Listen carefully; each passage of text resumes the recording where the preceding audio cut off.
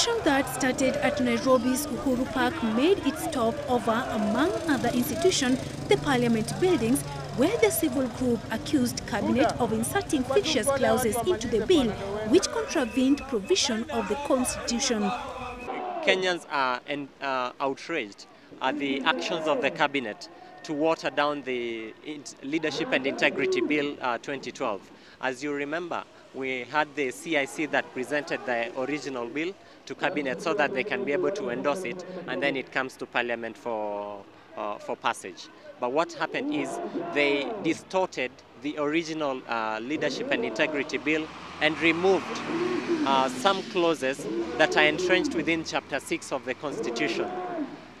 That basically makes that bill an illegality. So what the Cabinet has been able to do is introduce some fictitious clauses into the bill which are not acceptable in accordance to the Constitution of Kenya. The executive director of the group further claims that it has come to their attention and that of the CIC that the bill approved and published for debate by Parliament was totally different from the one that was reviewed and forwarded to the Attorney General and the Ministry of Justice. One thing is the bill fails to account for representation by Kenyans through petitions, memorandum, and fails to meet the principle of public participation as required by Article 10, Section 2 of the Constitution. The bill fails to provide for a process of vetting of persons offering themselves as candidates for appointment or election into public offices. There is a real risk of personal integrity will not be a requirement for the said candidates. This comes just a day after the Constitution Implementation Oversight Committee invited public memorandum on the controversial Leadership and Integrity Bill, saying concerns surrounding it must be resolved before it is enacted. We're inviting memoranda from interested parties to Parliament with respect to the integrity and the ethics bill. If you have any issues with that bill, if you want something added, something subtracted, something changed, let's hear from you, because we'll hold a meeting on Tuesday, after which we'll be able to carry amendments, as the case may be, because the bill has to be done with by Thursday.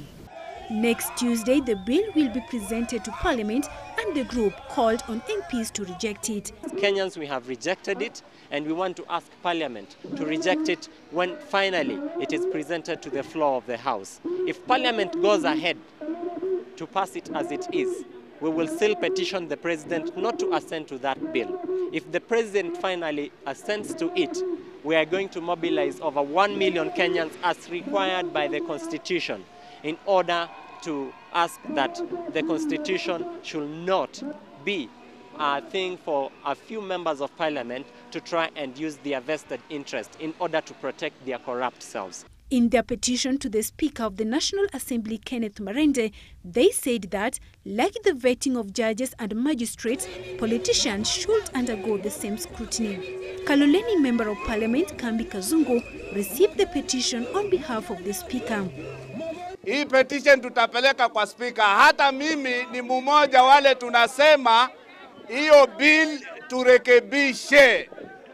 Among the provisions deleted from the original bill is the requirement for political aspirants and state officers to declare their income, assets and liabilities before being elected or appointed to the office. Yesterday, lack of quorum hindered the introduction of debate on Leadership and Integrity Bill on the floor of the House. Antonin Anyango, GBS News.